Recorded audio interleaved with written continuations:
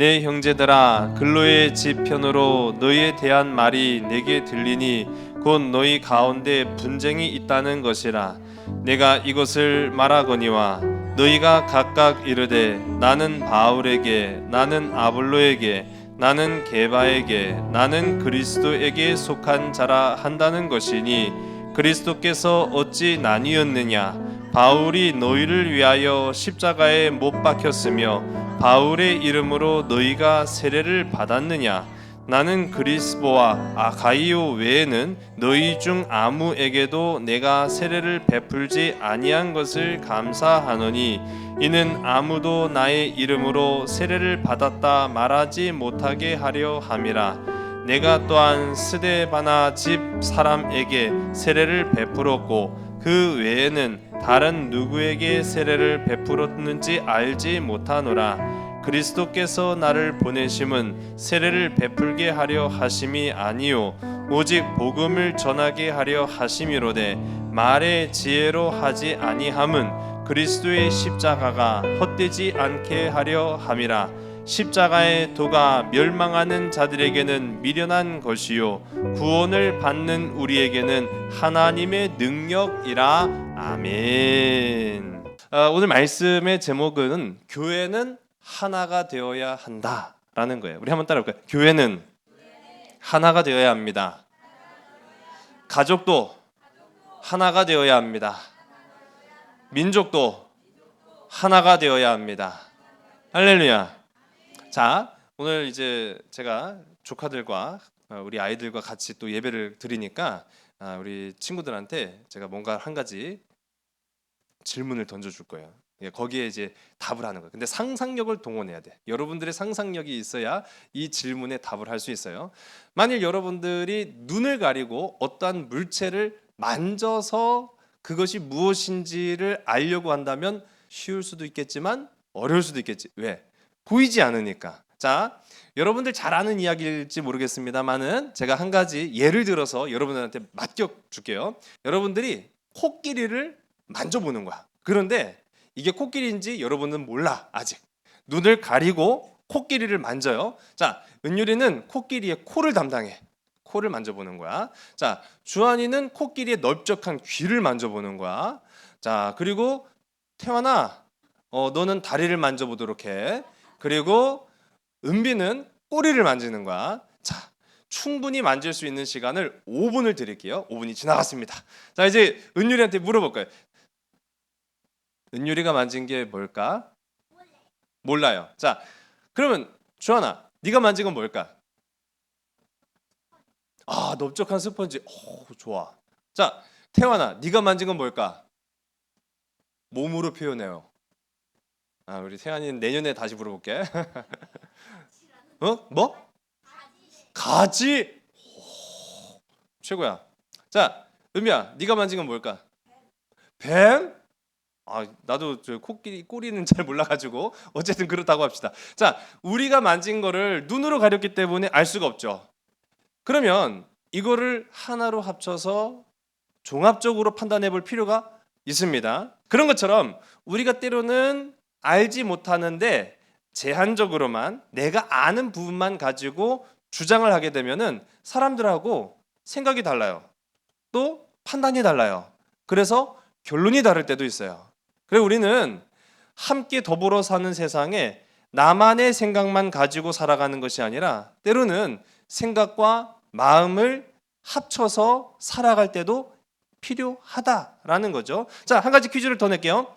여러분 혹시 산타가 입는 옷의 색깔이 뭔지 아십니까? 무슨 색? 빨간색. 원래? 그럼 원래 무슨 색깔이었을까? 검정색?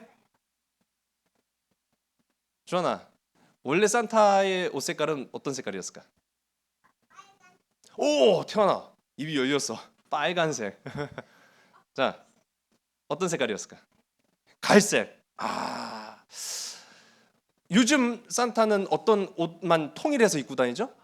그렇죠. 빨간색만 입고 다니죠. 그러니까 우리가 보통 산타클로스의 옷은 빨간색이다라고 알고 있지만 원래 산타클로스는 빨간색 옷이 아니라 초록색 옷이었대요. 그런데 이게 언제부터 우리가 아는 빨간색 옷을 입게 되었을까라고 하면은 여러분들이 좋아하는 음료수 중에 코카콜라 있죠.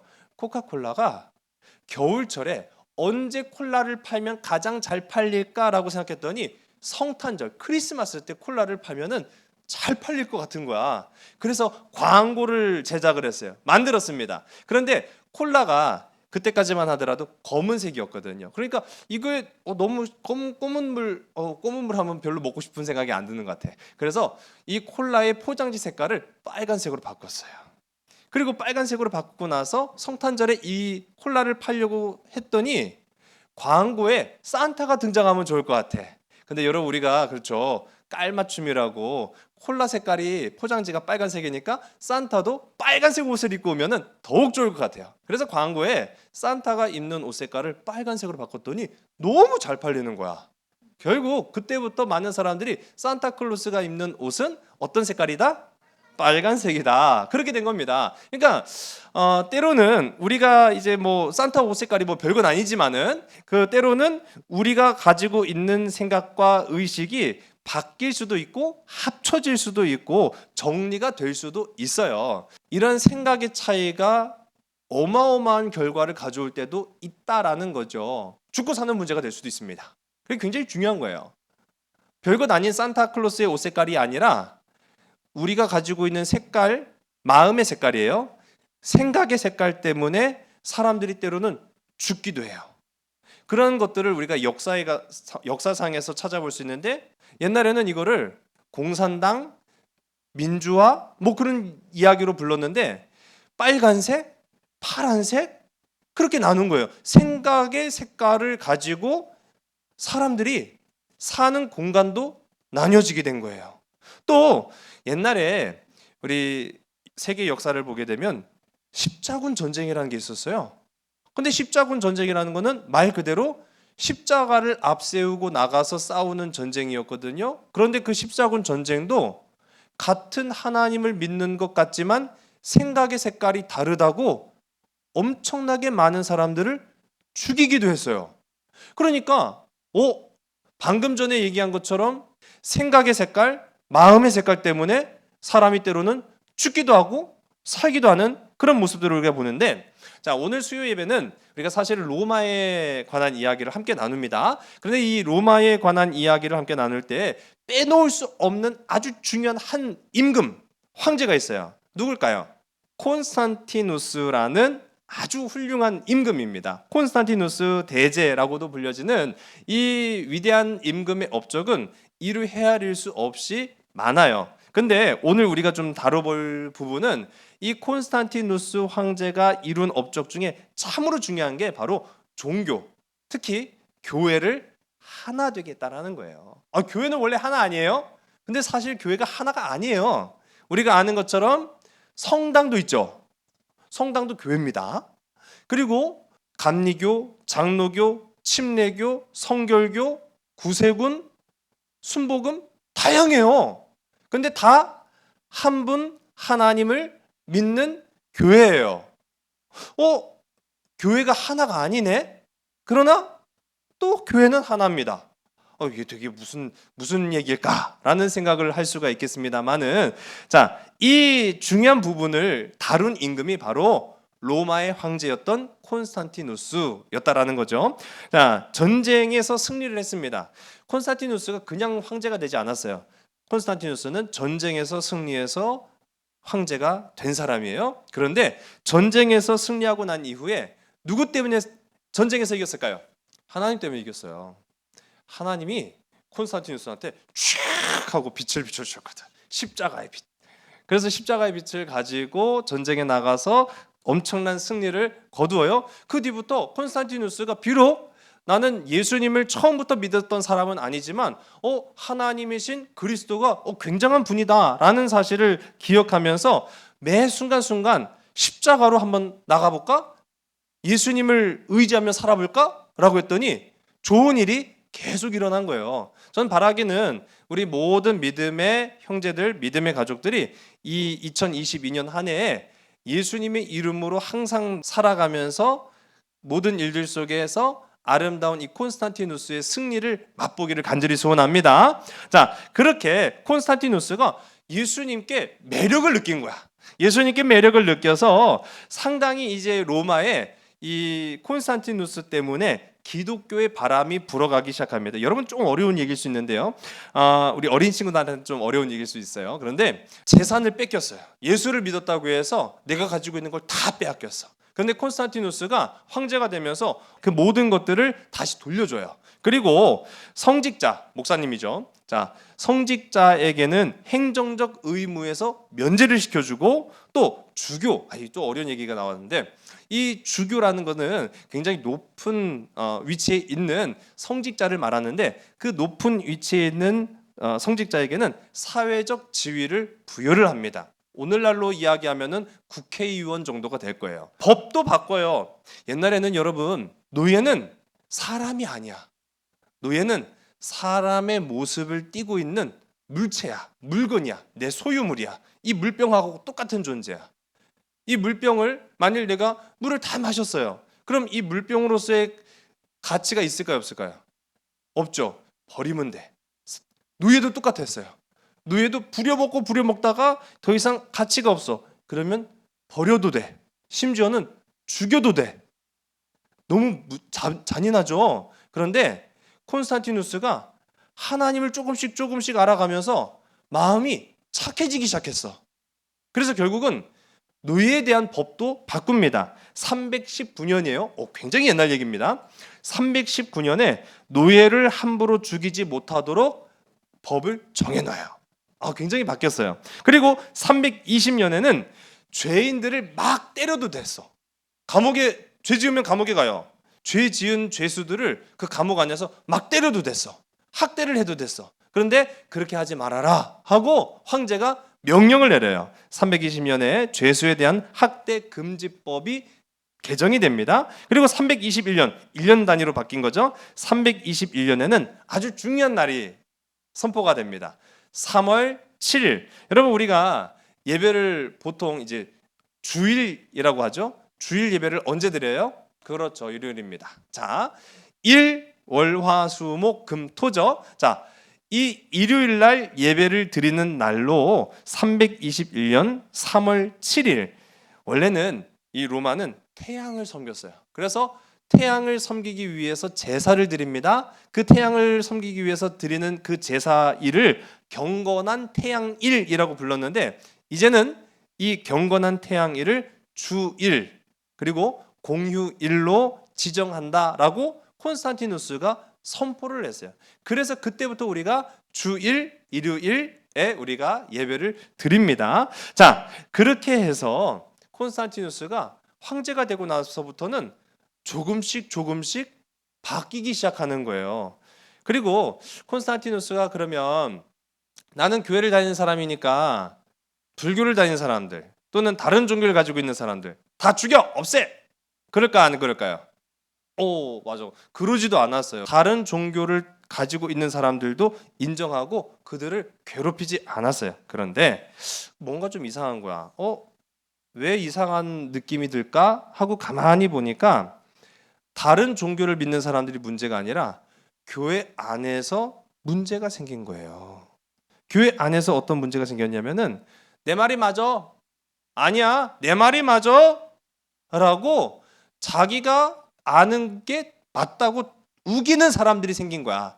아까 전에 여러분들한테 제가 코끼리 한 마리를 만지는데 어떤 친구는 코를 만지고 어떤 친구는 다리를 만지고 어떤 친구는 귀를 만지고 어떤 친구는 꼬리를 만졌는데 다 자기가 만진 게 맞다고 우기는 거야. 코끼리는 아주 길다란 튜브처럼 생겼어. 아니야, 코끼리는 넓적한 스펀지처럼 생겼어. 아니야, 코끼리는 뱀의 꼬리처럼 생겼어. 그런 사람들이 교회 안에서 자기 말이 맞다고 무조건 싸우니까 돼요, 안 돼요? 안 되겠죠. 맞습니다. 안 됩니다. 그런 문제가 자꾸 생기니까 골치 아파지게 된 거예요. 그래서 이 콘스탄틴 황제에게까지 교회에서 맨날 싸운대요. 여러분 교회에서 싸우면 될까요, 안 될까요? 안 되죠. 콘스탄틴 자신도 다른 종교를 갖는 거는 인정을 해도 이단이라고 불러요. 그래서 그거를 교회가 하나 되는 것을 방해하고 자기 말이 무조건 맞다고 우기고 주장하는 사람들을 이단이라고 부르거든요. 이단은 안 돼. 왜? 교회가 하나의 나라, 로마죠. 하나의 단일 국가인 이 로마의 정신적 기둥 역할을 제대로 하기 위해서는 자꾸 어디 가갖고 딴소리 떠들고 다니면 안 된다라고 이야기한 거예요. 그래서 콘스탄틴 자신도 이거 교회 하나로 만들어야겠는데 라고 생각은 했지만 이게 생각보다 쉽지 않았다라는 겁니다. 우리가 그래요. 다른 거는 다 쉬워도 내 가장 가까운 곳에 있는 문제가 해결하기 어려울 때가 있어요. 다른 친구가 푸는 문제는 쉽게 느껴지는데 정작 내가 푸는 문제는 왜 이렇게 어려워? 라고 생각이 될 때가 있는 거죠. 콘스탄틴도 딱 그랬다는 거예요. 이미 교회는요, 아까 전에 이야기한 것처럼 서로 다 자기가 아는 게 맞다고 주장하는 사람들이 많았어요. 북아프리카가 있고 로마 제국이 아프리카, 이집트, 시리아, 터키, 그 위에 유럽 지방 전 세계를 이렇게 통틀어서 아주 넓게 분포가 되어 있거든요. 그런데 북아프리카와 또 이제 이집트에 보면은 이미 기독교가 나뉘어져 있어요. 왜냐? 너무 거리가 멀었거든. 거리가 멀다 보니까 서로 다른 하나님을 주장하고 있었던 거야. 그래서 어려운 얘기지만은요, 북아프리카엔 도나투스파라는 사람들이 있었고 또 이 애굽에 보면은 멜라티우스파라는 사람들이 따로 신앙생활을 교회에서 했다라는 거예요. 그러니까 너무 오랫동안 다른 신앙을 가지고 있다 보니까 교회인데도 하나 되기가 참 어려웠어요. 자, 이러는 와중에 정말로 큰 문제가 생겼어요. 이렇게 교회가 하나 되기도 어려운데 진짜 이상한 애들이 나타난 거야. 제3의 종교가 탄생을 합니다. 자, 어디에서 나왔냐면 이집트, 저 밑에 있어요. 스핑크스 있고 피라미드 있는 그 이집트에서 알렉산드리아라는 도시가 있습니다. 그 알렉산드리아 도시에 아리우스라는 사람이 등장을 해요. 근데 아리우스라는 사람이요, 무식한 사람 아니었어요. 아주 똑똑한 사람이었습니다. 그리고 많은 지식을 가지고 있을 뿐만 아니라 종교심이 많았어요. 그런데 이 아리우스를 중심으로 하나의 교회가 만들어지기 시작했는데 이 아리우스라는 사람이 이렇게 말했어요. 자, 한번 여러분 들어보세요. 예수 그리스도는 하나님처럼 완벽하고 영원한 존재가 아닙니다. 맞아요, 틀려요? 이게 무슨 말이지? 단지 하나님이 특별한 시기에 세상을 구원하기 위한 도구로 창조된 존재입니다. 맞아요, 틀려요? 틀려요. 맞아요. 자, 그런데 아리우스는 그거를 주장한 거예요. 그러면서 즉 예수 그리스도는 신이 아니라 인간입니다. 맞아요, 틀려요? 틀렸죠. 그러니까 이 얘기를 들었던 교회는 깜짝 놀란 거예요. 어떻게 예수님이 인간이야? 그래서 이 이야기를 듣고 충격을 받은 사람들이 모였습니다. 320년에 이뤄진 일이에요. 320년에 이 이야기를 듣고 가만히 있을 수 없잖아요. 그래서 이집트, 리비아, 트리폴리타니아라는 지역에 있는 수없이 많은 목사님들, 주교죠. 100명의 주교들이 모여서 이 아리우스를 당신은 잘못된 종교를 증거하고 전파하는 이단입니다 라고 해서 이 아리우스를 쫓아내버려요. 이제 파면을 한 거죠. 파문을 당해요. 근데 문제는 여기서 끝난 게 아니라 이 아리우스가 난 너무 억울해. 내가 아는 거, 내가 믿는 거를 전했을 뿐인데 나를 쫓아내? 나를 몰아내? 그래서 다니는 곳곳마다 이 잘못된 사실이죠. 예수님은 사람이에요. 예수님은 그냥 하나님이 도구로 만든 존재예요 라고 하는 걸 이렇게 막 전했어요. 처음에는 아니야 그렇게 했던 사람들도 진짜인가?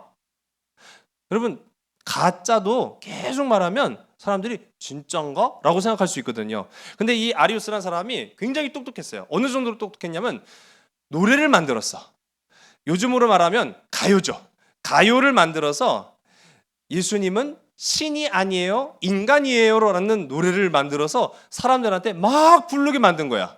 그러니까 결국 어떻게 됐습니까? 많은 사람들이 마치 이 노래를 유행가처럼 부르고 다니면서 사람들한테 전파를 한 거예요. 그러니까 사람들이 진짜 예수님은 인간인가? 신이 아닌가? 이제 그런 생각이 드는 거죠. 자, 그러다가 알렉산드리아에서 쫓겨난 이 아리우스가 자기 고향에는 가지 못하고 여기저기 돌아다니는데 그때 이스라엘로 갑니다. 이스라엘로 가서 거기에서 유세비우스라는 아주 유명한 목사님을 만나는 거예요. 근데 이 목사님도 그만 아리우스의 말이 진짜 같은 거야. 그래서 그 사람의 말에 넘어가고 말았어요. 그래서 그 사람을 전폭적으로 지지를 합니다. 당신 말이 맞아요. 당신 말이 맞습니다. 그렇게 이제 이야기를 하니까 사람들이 아리우스를 중심으로 해서 많은 사람들을 모아놓고 아리우스의 말이 맞다. 예수님은 신이 아니다. 예수님은 인간이다. 라고 막 주장을 합니다. 그리고 나서 다시 자기 고향으로 가서 야, 봤지? 나를 지지하는 사람들이 이렇게 많아.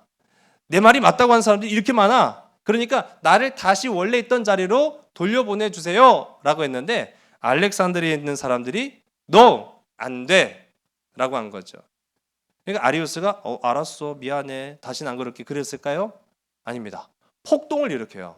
어마어마한 폭동이 일어나요. 그래 아까 얘기했잖아요. 코카콜라에서 나오는 산타의 입은 옷 색깔이 사람을 죽이기도 하고 살리기도 합니까? 아니죠. 그런데 사람의 마음의 색깔, 생각의 색깔이 달랐다고 해서 사람을 죽일 수도 있는 거예요. 내 말이 마저 틀려. 그러니까 맞아요. 맞는 것 같아요. 그럼 살려주고 틀려요. 그럼 죽이고 엄청난 일이 일어났습니다. 자, 그렇게 해서 이러면 안 되겠구나. 누가 이제 딱 등장했을까요? 콘스탄티누스 황제가 이러면 안 돼! 라고 하면서 323년에 딱 등장을 한 거예요. 자, 우리가 보통 가정에서도 우리 친구들 우리끼리 막 치고받고 싸우고 있으면은 누가 안 돼! 하고 딱 말리러 와요. 그렇죠. 엄마 아빠가 말리러 옵니다. 예. 그런 것처럼 이 사람들이 막 싸우고 있으니까 콘스탄티누스가 안 돼! 니들 자꾸 그렇게 싸우지 마! 하고 딱 말렸어요. 그러면서 편지를 보내요. 자, 이 알렉산드리아에 있는 사람들하고 아리우스에게 있는 사람들하고 편지를 보냅니다. 이런 내용의 편지를 보냈어요. 정복자이자 최고의 황제인 콘스탄티누스가 알렉산드르와 아리우스에게 고한다. 그대들의 근본적 차이가 어디서부터 비롯되었는지 충실하게 조사한 결과 나는 그 원인이 참으로 사소한 것에서 비롯되었다는 것을 알았다. 이제 종복인 나의 충고를 받아 주시오. 이러한 질문을 제기하는 것도 잘못이고 제기된 응답을 한 것도 잘못이요. 경솔히 대중에게 말하지 말고 숭고하고 난해한 이 문제를 정확히 이해하고 적절히 설명하시오. 라고 편지를 보내요. 진짜 무엇이 맞고 틀린지를 그냥 함부로 말하지 말고 잘 생각해보고 의논해서 이야기하시오라고 얘기를 한 겁니다. 자, 왕이 이렇게 명령을 내렸으면은 해야죠. 그래서 324년 자, 우리 니케아라는 지역이 있어요. 니케아라는 지역에 대규모 회의를 열어요. 그걸 우리가 약간 어려운 말로 니케아 공의회라고 합니다. 자, 한 번쯤은 들어봤을 법한 이 니케아. 왜 그런데 모이는 회의 장소가 니케아였을까? 자, 니케아는 어딜까요? 로마? 아쉽게도 아니에요. 이스라엘? 아니에요. 그리스? 아니에요. 이집트? 아니에요. 마게도니아? 아니에요. 아는 거 이제 다 나온 것 같은데. 자, 니케아는 어딜까요? 정답. 니케아는 터키입니다. 근데 왜 로마의 황제가 니케아에서 회의를 한다고 할까? 왜 터키일까요? 터키 아이스크림이 맛있을 거니까. 자, 생각지도 못했던 답변이 나왔어요. 그렇지, 터키 아이스크림이 맛있죠. 자, 근데 니케아에서 회의를 한 이유는 로마 황제의 궁전이 니케아에 있었거든요. 제가 이전에 말씀드렸지만은 로마의 황제가 더 이상 로마에 머물지 않았습니다. 로마의 황제가 자신의 궁전을 저 멀리 터키로 옮겼어요. 그래서 거기에서 머물렀기 때문에 거기에서는 동쪽도 서쪽도 만나기가 쉬웠거든요. 그러니까 내가 있는 궁전 근처 니케아에서 이제 예수님을 믿고 하나님을 따르는 사람들이 모여서 회의를 열어 무엇이 맞는지 무엇이 틀린지 결정하자라고 이제 황제가 명령을 내린 거예요. 자, 그래서 우리가 잘 아는 그 니케아 공의회는 325년 5월 20일부터 6월 19일까지 거의 한 달 동안 열립니다. 한 달 동안 회의를 한 거예요. 이렇게 모여가지고 이야기를 합니다. 자, 그런데 서방이 많이 왔을까요? 동방에서 많이 왔을까요? 서방에서는 많이 안 왔어요. 서방에서는 10명도 오지 않았답니다. 왜? 관심이 없었어요, 사실. 뭐 그걸 가지고 뭐 별거 아닌 건데 뭐 그렇게 생각했던 사람들이 이제 서방 사람들이 반면에 동방에서는요 무려 300명 이상 와요. 그것도 대주교들만 300명 이상이 옵니다. 왜? 굉장히 중요한 문제였거든요. 거기에서는 관심이 굉장히 많았다는 거예요. 그렇게 해서 모인 이 니케아 공의회는 황제의 연설로 시작이 됩니다. 자, 황제가 이렇게 연설을 했다고 해요. 나는 신의 교회 안에서 벌어지는 모든 소요를 전쟁이나 전투로 간주한다. 오히려 소요는 전쟁이나 전투보다 해결하기 더 어렵다. 그러므로 나는 무엇보다도 이 소요를 적대시할 것이다. 무슨 말이면 교회 안에서 싸우면 내가 가만두지 않겠어 라는 말이에요. 세상에서 전쟁할 수 있어요. 세상에서 다투고 싸우고 할 수 있어요. 그런데 나라와 나라가 말이 안 맞아. 그러면은 전쟁하죠. 그러면 누가 이길까? 힘센 사람이 이겨요. 그런데 교회 안에서도 싸울 수 있어요. 다툴 수 있어요. 전쟁할 수 있어요. 그런데 교회 안에서 힘센 사람이 이기면 와 좋다 그럴까요? 아니에요. 왜? 하나님이 좋아하지 않으시기 때문인 거죠. 그래서 콘스탄티누스가 이걸 잘 아는 거예요. 교회 안에서의 싸움도 내가 전쟁으로 간주해서 교회 안이 하나가 되지 않는 거 내가 가만두지 않겠어 라고 이야기를 합니다. 한마디로 말하면 황제가 지금 겁주고 시작한 거예요. 자, 그러고 나서 가장 중요한 문제를 다룹니다. 예수님이 신일까요? 아니면 인간일까요? 그렇죠. 자, 이거를 이제 결론을 내려요. 이 결론 때문에 그때부터 지금까지 2000년 동안 기독교 교리의 운명이 결정지어집니다. 그때 가장 핵심적인 단어를 집어넣어요. 그 핵심적인 단어가 뭐냐면은 공동, 동일이라는 말입니다. 이 단어를 집어넣은 사람도 바로 누굽니까? 콘스탄티누스 황제였다라는 거예요. 콘스탄티누스 황제가 자, 하나님과 예수님. 자, 하나님과 예수님은 어떤 관계예요? 어떤 관계죠? 그렇죠. 아버지와 아들. 그런데 아버지와 아들인데 아리우스라는 사람들의 이야기는 아버지 하나님은 진짜지만 진짜 신이지만 아들 예수님은 진짜 신이 아니야. 그냥 하나님이 창조해낸 존재로 인간이야. 맞아요, 틀렸다고 했죠. 자, 그렇기 때문에 하나님과 아들이 어떻게 하면은 이 문제를 우리가 받아들이느냐? 하나님과 아들, 호모시우스라는 약간 어려운 말로 표현을 합니다. 호모시우스, 동일한 본질을 가지고 있다라는 거죠. 아버지와 아들이 똑같이 생겼네? 그러면은 역시 그 아버지와 그 아들이야. 붕어빵이야. 그렇게 이야기하는 거죠. 똑같은 얘기예요. 아버지가 신이면 아들도 신인 거예요. 그러니까 동일한 본질을 가지고 있다. 동일한 본체를 가지고 있다. 여기에서 나오는 호모시우스 동일 본질이라는 이야기를 콘스탄티누스가 이야기합니다. 이 말은 무슨 말이냐면 아리우스라는 사람이 주장한 게 맞았다는 거예요? 틀렸다는 거예요? 틀렸다는 거죠. 결국 유죄 판결을 받아요. 그래서 아리우스파가 유죄 판결을 받고 쫓겨나는데 대부분 이제 항복을 합니다. 왜? 아까 얘기했죠. 교회 안에서 싸워? 내가 가만두지 않겠어 라고 겁을 주니까 결국은 다 항복을 해서 최종 합의문에 다 서명을 해요. 하나님과 아들 예수 그리스도는 신이고 동일 본질입니다 라는 것에 서명을 해요. 그리고 나서 아리우스가 만든 책, 아리우스가 만든 노래, 아리우스가 만든 그런 모든 서적들은 다 불태워버립니다. 자, 그래서 이거는 완전히 깨끗하게 지금까지 결론이 냈어요. 자, 그런데 그 다음 문제. 여러분, 이제 우리가 조금 있으면은 부활절이 오게 되는데 부활절의 날짜가 우리가 아는 거하고 같았을까요? 달랐을까요? 옛날에. 맞아요. 달랐어요. 그리고 사실 더 놀라운 걸 알려줄게요. 부활절은 매년 달라져요. 부활절이 매년 달라지는 이유가 있어요. 부활절을 계산하는 방법이 있거든요. 부활절을 계산하는 방법은 충분히 지난 후 첫 보름달이 뜬 첫 번째 일요일.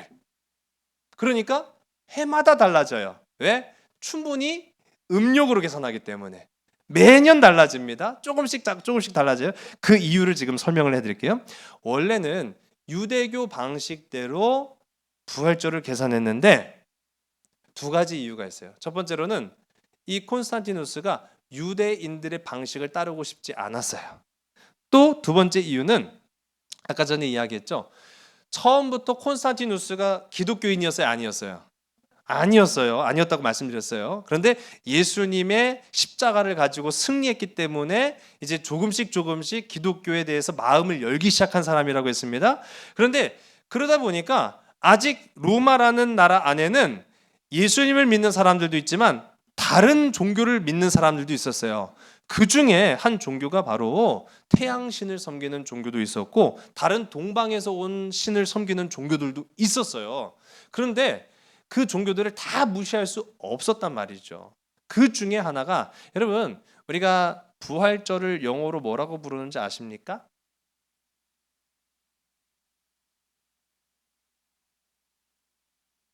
이거 좀 물병을 제가 들고 자꾸 부활절 설명하는데 부활절을 영어로 뭐라고 하죠? 이스터라고 부릅니다. 이스터. 근데 사실 이스터가 부활절 예수님하고 어떤 상관이 있냐? 아무 상관이 없어요. 이스터와 부활절은 예수님과 아무 상관이 없어요. 그 근원을 놓고 보면은 성경 가운데 보면은 다른 우상이라는 신들이 나와요. 대표적으로 우리가 바알, 아세라 그런 신들이 나옵니다. 바알은 남자 신이고 아세라는 여자 신이에요. 그런데 이 부와 전쟁의 상징인 이 여자 신인 아세라는 지역마다 이름이 조금씩 달라져요. 지역마다 이름이 조금씩 달라지는데 아스다롯이라는 이름으로 불려지는 경우도 있어요. 이 아스다롯을 믿는 사람들에 의해서 아스다롯에서 이스터라는 말로 변형이 됐어요. 근데 사실은 이게 기독교와는 아무런 상관이 없기 때문에 가급적이면이 아니라 우리가 확실하게 부활절은 부활절로 부르는 게 맞지 이스터라고 부르는 거는 기독교적인 방식이 아니라고 제가 말할 수 있어요. 그런데 왜 그렇게 했느냐라고 보면 그때까지만 하더라도 로마의 황제였던 이 콘스탄티누스가 기독교인이 아니었기 때문인 거예요. 다른 종교도 포용을 해야 되고 부활절도 지켜야 되고 하다 보니까 마침내는 충분히 지난 보름달이 떠오른 첫 번째 일요일을 우리가 부활절로 지킨다라고 정해놓은 거예요. 그게 바로 니케아 공의에서 정한 겁니다. 자, 이 방식은요 나중에 1582년에 동서로 나뉘게 돼요. 자, 어쨌든 간에 이렇게 한 달 남짓 열린 공의회는 잘 마무리되었습니다. 누구의 승리로 끝났을까요? 콘스탄티누스의 최종 승리예요. 한마디로 말하면 콘스탄티누스가 잘 중재했고 콘스탄티누스가 결정했고 그래서 마침내는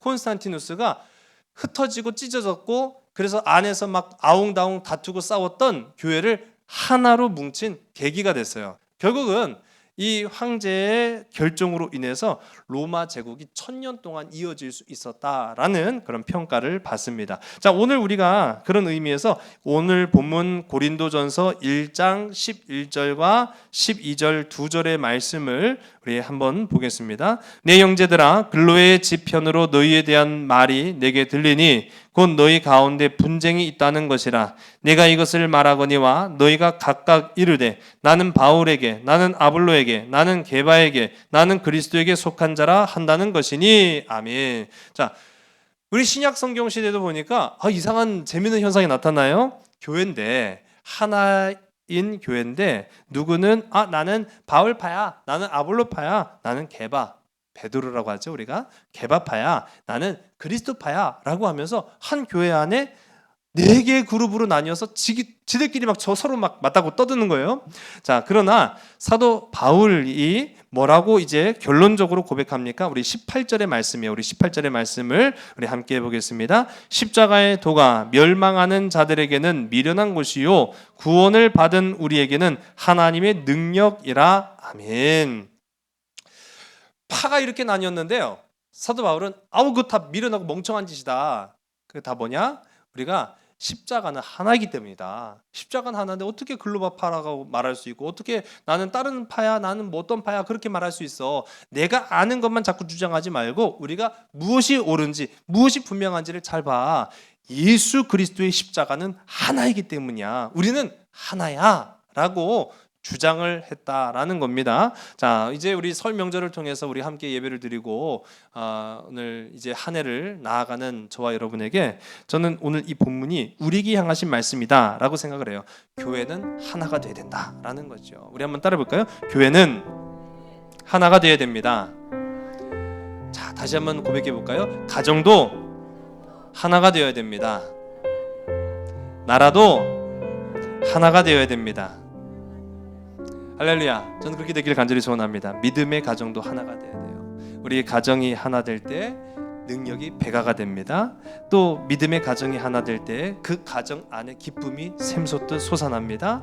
가정이 하나가 될 때 감사가 넘쳐납니다. 아빠의 뜻과 엄마의 생각이 다르면은요 가정 안에서 기쁨이 생겨날 수가 없고 감사가 넘쳐날 수 없는데 아빠의 뜻과 엄마의 뜻이 하나가 되면은 그 가정 안에 우리가 비록 세상에서 잘 먹고 잘 사는 그런 물질적인 것과는 다르다 할지라도 항상 기쁘고 감사와 사랑이 넘쳐나게 되는 것을 보게 되는 거죠. 우리 교회도 마찬가지고 나라도 그렇다라는 거예요. 하나 될 때 열매를 맺는다라는 것이죠. 이 한 해에 하나 되는 가정, 하나 되는 교회, 하나 되는 우리 하나님의 일꾼들로 살아가면서 아름다운 열매를 맺어 나아가는 복된 저와 여러분 우리 모두가 되기를 주의 이름 간절히 소원합니다. 기도하시겠습니다. 하나님, 우리를 십자가 아래에서 하나 되게 하시니 참으로 감사합니다. 하나님을 믿고자 하면서도 자신의 생각하는 바만 주장하면은 결코 하나 될 수 없고 분열되며 상처를 주고 기쁨이 없고 열매가 없다는 것을 봅니다.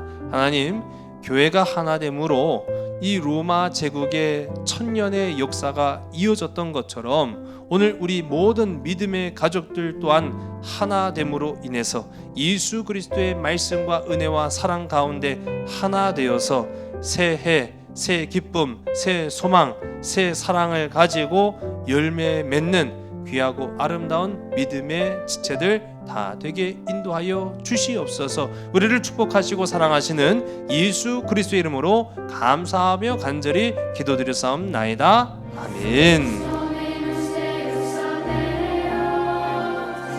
Ladies and gentlemen.